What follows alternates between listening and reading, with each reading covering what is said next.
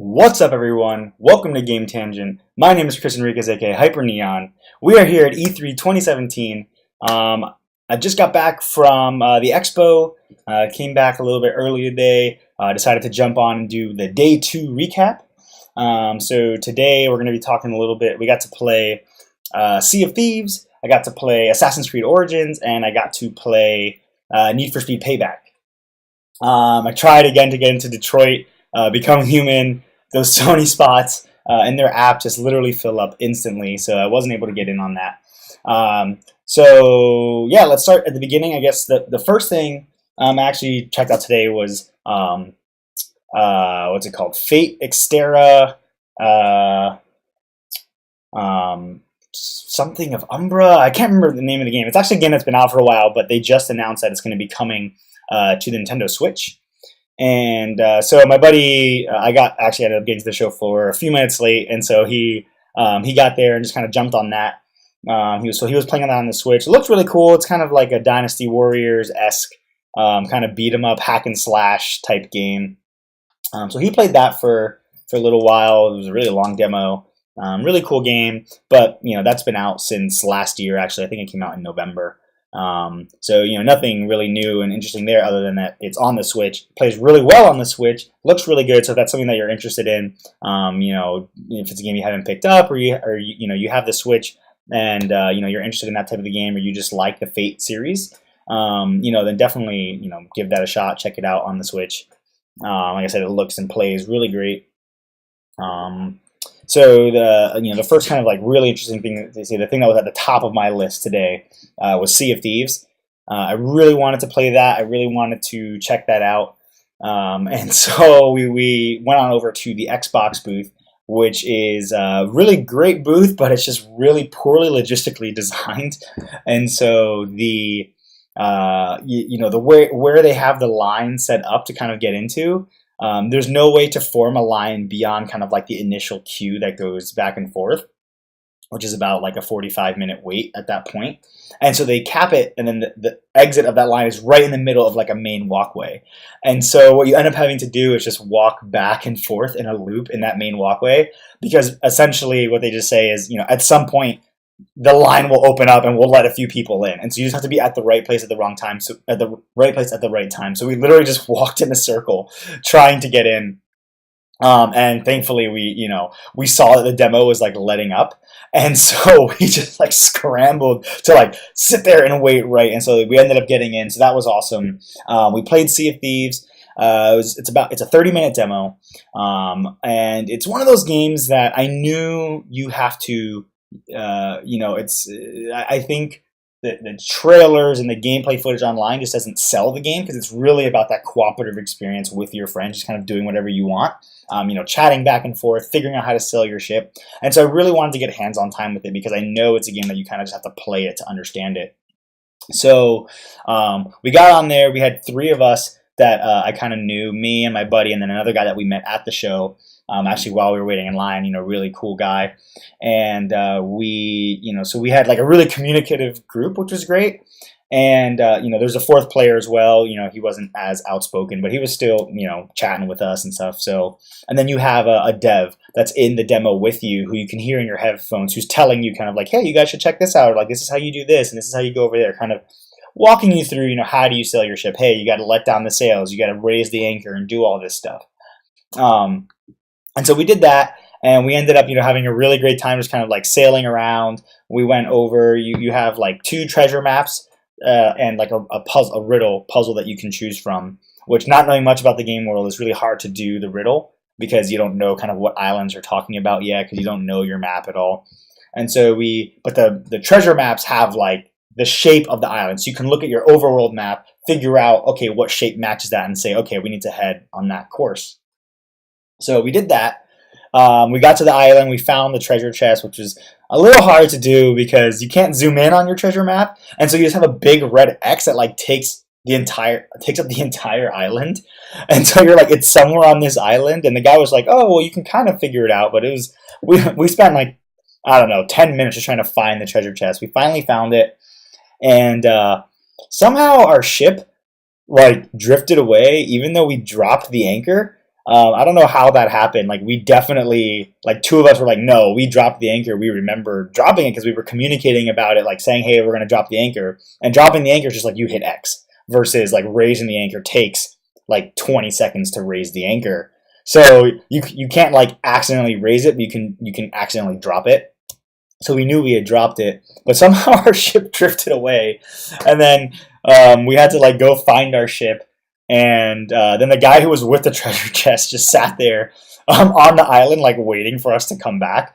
And so we spent a lot of time like they have like once your ship drifts away, you can swim out into the ocean. You find this mermaid, and she'll take you to your ship wherever it is. So we got back to our ship, and then we had to sail it. It was pretty far away. We had to sail it all the way back to the island, pick up our buddy, then sail from there all the way back to the outpost to like turn in our treasure chest. We killed a few skeletons and that kind of stuff on the way. We unfortunately never got to get involved in any ship-to-ship combat, but we did get to do some stuff where we got to bail water out of the ship because the chest that we found was like the weeping cursed chest or something. And what it does is basically it just constantly, the whole time it's on your ship, it just constantly dumps water into your ship, and slowly the ship starts flooding. So we had to like be bailing out the ship the entire time to get it back to the outpost and turn in the chest and get a whole bunch of loot. But it was fun. Like just sailing the ship with your friends is a lot of fun. You're just constantly communicating, saying, the driver, the captain of the ship, which is just arbitrary. He's not really the captain. He's just the guy that's driving at the time. When the sails are down, he can't see anything. So you have to be telling him, all right, there's rocks in front of you. Go hard to starboard, hey, all right, I'm looking at the map because he can't see the map while he's driving. I'm looking at the map. You want to head due west to get to the island that we need to go to. All right, cool. He has a compass. That's all he gets. And he says, okay, I'll turn the ship due west, and I'll just start heading that way. So it's cool. You're constantly communicating. You're trying to figure stuff out. And you're doing fun stuff. You drink beer, and your character gets drunk and wobbles around. And so I really enjoyed it. And thankfully, I've been trying to get into the alpha for a while. And thankfully, one of the guys that we were playing with, he had an extra alpha code, and he was kind enough to give that to me. And so now, when I get back home, I'll be able to play the alpha and go, a little bit more in depth with it.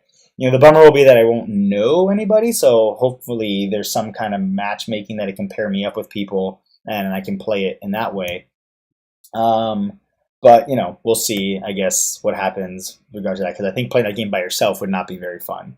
So I'll have to see how that works out. Maybe I can meet some people in the forums and, create kind of like a group and get that going. Probably under some type of NDA. I don't know if I'll be allowed to stream that, but if I can, I will absolutely do it because that'll be a lot of fun. Because it's just I can just imagine the crazy experiences that you can have, playing that game and just streaming that game with friends, and you can just get into all types of mischief and trouble. So let's see. After that, the second game we played, we waited in line for.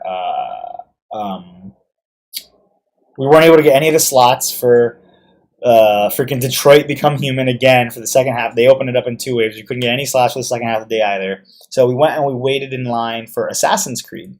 And thankfully, that game is also at 2 booths. It's at the Ubisoft booth where the line is like 3 hours long. And then a lot of people don't know that it's also at the Microsoft booth running on Scorpio, and the line is much shorter. And so we waited there, about a 45-minute wait. Got to play Assassin's Creed. I didn't know what to expect coming to this game. Like they I love that franchise. It's one of my favorite franchises of all time. I bought every single game. I just absolutely love it. It's had its bumps, but like Unity and Assassin's Creed, 3, the whole freaking Connor saga was just not. I believe that was 3, yeah. It was just not enjoyable. Black Flag, amazing. The original kind of Ezio stories were great. I think Syndicate was so good. I really liked those. And so when they took a year off, I knew that they were going to come out with like a lot of changes, and they did. The combat system is the most notable change. Just your movement and combat in general completely revamped, completely different. There's no more sprinting at all in the game. Like there's no, in the kind of the other games, you hold the right trigger to sprint, and if you hit A, you do your parkour, and your movement is super fluid, and you just glide up. You kind of like auto glide up obstacles, and you run, you clamber, and you can scale things so effortlessly. In this game, like that's gone. You have one, and I confirmed this with the devs because I couldn't figure out like how do I sprint? What do I do? Where do I go? And so I was asking the devs. I was like, hey, I'm having trouble grasping the new control scheme because, like I said, it's totally different. And I was like, how do I sprint? And they're like, no, there's no sprint in the game anymore. You just have one movement speed. And I said, okay, how do I parry? No, there's no more parrying anymore. That's gone. And basically, the combat is much more slower paced and strategic. Your movement is slower paced. Like they've definitely taken the focus off of the parkour skill set, I think. You're not just gliding up buildings and jumping and sprint, like effortlessly, like just moving around. You much more tactically have to say, okay, I'm going to climb up this wall, and it's kind of a slower climb to get into this space and do some of these takedowns. So I had a really hard time with it. So I don't want to knock it kind of right away because it's so different. I think it's going to take. There was no like tutorial in the demo that I played. It was just like, here you go, and there was like a little card in front of me that had all the controls, and as you know, the Assassin's Creed controls, there's just a lot, left thumb's like eagle vision, they have the new eagle where you fly around and control the eagle, and like there was just so many, like reading the card just had like freaking 20 things on it. If you hold the button, it does something, then if you hold the button and push this other trigger, and it's different than if you just click the button. And like if you're in this mode or that mode, it's different. And if you have your shield out, it does something different. So it was really difficult to kind of grasp, and I had a hard time with the combat. The lock-on was difficult. So now you toggle your lock-on on and off, and you toggle your shield on and your shield stance on and off. It's not, so you don't like. In most games, if you want to pull out your shield, you hold left trigger, let's say, and your shield comes out and you lock onto the target. Once you let go of left trigger, you would automatically put your shield down and you unlock from the target. In this game, you push left bumper, that locks onto the target and brings out your shield. And then your shield just stays out until you press left bumper again. You can still attack. You have right bumper to do a quick attack, right trigger to do a heavy attack. If you push right, you have a meter that fills up for like a charge attack. And if you push right trigger and right bumper, you do this like crazy powerful charge attack, I guess. It was difficult to kind of use for some reason. Sometimes even once I had a full meter, the guy was like, okay, use it now. And I would do it. And he was like, oh, I don't know why. He seemed surprised. He's like, oh, I don't know why that didn't work. Again, early development, game. It's not coming out for, I think till October or November. I can't quite remember exactly when it's coming out. So, I'm sure they're still working through bugs, and I'm sure that even the demo for E3 was from probably a month ago when they started putting it together. So, I don't want to judge the combat just yet because it is so radically different and it's just a different style. The animations look, the character, the facial animations and all that stuff, and like the storytelling, the voice acting looks really good. So I can imagine that they're going to be telling this kind of bigger story that you can get pulled into and kind of enthralled in that world with. So, if that's the case, and they have a nice tutorial for the combat kind of at the beginning of the game to kind of slowly bring you into how to utilize the new combat mechanics, then I think it'll be a great game because I think the story will be there, and that will be what kind of drags you through the game and keeps you playing. If not, it may be hard for people to come to grips with. Like I said, it was really like my lock on kept switching automatically. Like I would lock on. There's a captain that I'm trying to fight, and the captain, he can break your guard if you have your guard up your shield. The lower level guys, you just deflect them with your shield when your guard is up. The heavy guy just like smacks right through it, so you have to dodge. You push X to dodge now. And it's very similar to I think a Dark Souls game or something where you are required to for this enemy, you need to constantly roll out of the way. Okay, get behind him. Now strike him in the back. Now roll out of the way. Okay, now do a quick attack, then a heavy attack. And you're kind of have to do that stuff all the time. They're like mini bosses almost. And it's just like I kept just dying a lot, honestly. So I really hope that they have a good, a solid tutorial to really help you understand that more. But we'll see. Like I liked it. I just am question. I have some question marks on the combat system, which is the crux of that series. So if that doesn't pan out in a satisfying way, it may be a pass for me. Um, we'll see. Let's see what else. And the last game we played was Need for Speed Payback. So this was one that I didn't really have any expectations of going in. I really used to like the Need for Speed series as kind of just like an arcade, driving game. And when I saw Need for Speed during the press conference, I, you know, it looked cool. It looked like a fun arcade driving game. It looked very scripted. I couldn't tell they were jumping in and out of these like cinematic takedowns, and they had all these like kind of very cinematic elements to it. And I didn't know how, and like and they almost seemed like kind of corny, like the voice acting and some of the stuff seemed like a little cheesy, and uh, I didn't know how that would really translate into like when you're playing the game. Like, what would it feel like when you're driving your car, and then all of a sudden the control is taken away from you, and you're watching this like cinematic takedown of a car. I'm glad to say that it feels really good. The game was just it was just fun to play. It was we were playing on Scorpio, on these 4K HDR screens and stuff, and it was absolutely gorgeous. The cinematic takedowns, like they felt seamless. You're just driving.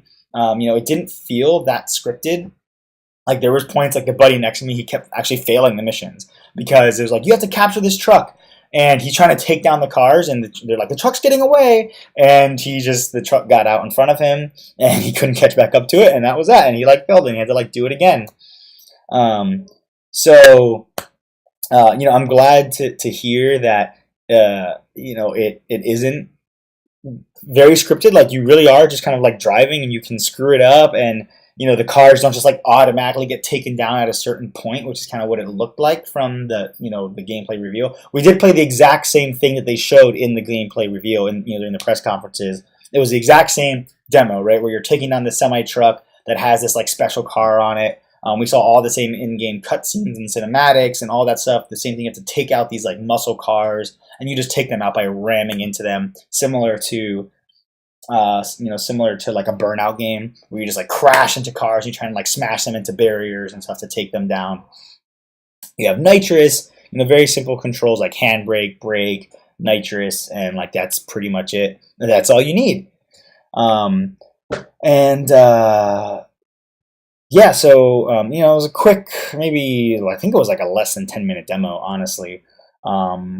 But it felt good. It felt fun. I just had a lot of fun playing it. And so my only question mark on it was how much of the game would be scripted, and are there open world elements to it? Can I drive around the world and do free roam and just do whatever I want? So they had the devs there. So after the game, he's asking for feedback, and so I asked him, "Hey, are there open world elements?" And he said, "Oh, absolutely." He said, a lot of the game is just going to be played in free roam and open world. You're just going to be driving around, doing what you want, customizing your cars, doing different stuff. And so that's super exciting to me. The fact that I'm going to maybe get the best of both worlds with this game, free roam, Need for Speed, driving around, having fun. I'm assuming cop chases and all kinds of stuff, just like other Need for Speed games. But then on top of that, these big cinematic car chase, feels very Fast and Furious, kind of we're going to highway rob this tractor trailer and that kind of stuff. If we get both elements in the same game, I think it'll be really exciting to play. So this one has kind of moved up on my list for me as far as games that I'm interested in. I really don't know if I really would have picked this up or really shown much interest in it. And now that I've played it, I think I'm on board. So I still want to see more. I never, I'm not usually one to recommend pre-ordering a game just on a little snippet like that. But definitely keep an eye on this one. I think if you're into racing games, if you like the Need for Speed series, I think it's going to be a really good entry into the series. So check that out. I think that's coming again October, November timeframe this year, I'm pretty sure. Don't quote me on that because I can't quite remember. There's been a lot going on this week. Um, but yeah, I think that's it.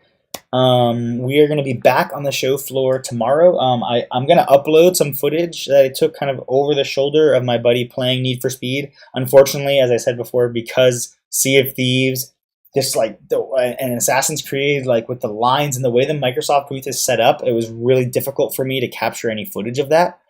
And they were actually filming an Xbox Daily bit right next to when we were playing Assassin's Creed, so I couldn't just hang out and like film over the shoulder of anyone because they were filming.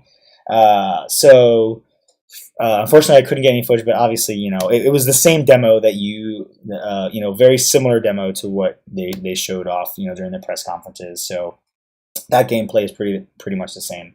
Same thing as Need for Speed, but that I do have some of my own footage, so I'm going to upload that just because I think, I think it's just fun. It's good to see a different take on like, okay, here's these devs playing it in a very scripted, way versus like, okay, here's a real person playing the game and like how it plays out. Like my buddy just crashing into a wall accidentally and then having to like catch back up to the pack to like take down cars. I think it's good to see that kind of stuff. Yeah, that's it. We'll be back on the show floor tomorrow. I'm getting there super early, first thing, like 8 a.m. to like really try and make sure that I can get into Detroit. Become human. And then I was talking to some of the Bethesda people at the VR booth. So I think that's the other thing that I'm going to try and do tomorrow is get in on one of the Bethesda VR experiences. So they have Doom, Skyrim, and Fallout 4 VR experiences there, all set up. And so I'm basically going to try and hit Detroit first thing in the morning, and then the rest of the day I'm literally just going to wait in line for freaking VR until I get in. And then if I get into that early and I have some time left, I'll try and do some indie stuff. So anyways, make sure you check out the YouTube channel. You can find it in the description below. Because that is where I will be uploading this video afterwards, as well as any gameplay footage that I have, like the Need for Speed footage. Check out the Twitter page, twitter.com/GameTangent. I'm just tweeting all day long on the floor, kind of any cool things that I see or any good experiences, like uploading photos, that kind of stuff. And yeah, check back tomorrow for my day 3 recap. And then, once I get home and I have some time to digest and maybe read some more of the news, I'll do a quick kind of like, all right, E3 2017 in full recap, where I kind of, cut in some footage and do that kind of stuff. So make sure you're just kind of checking out and you're following. That is it for me. Thank you, everyone, for hanging out and watching the stream. Yeah. My name is Chris Enriquez, aka Hyper Neon. This has been Game Tangent, and we'll see you tomorrow, guys. Bye.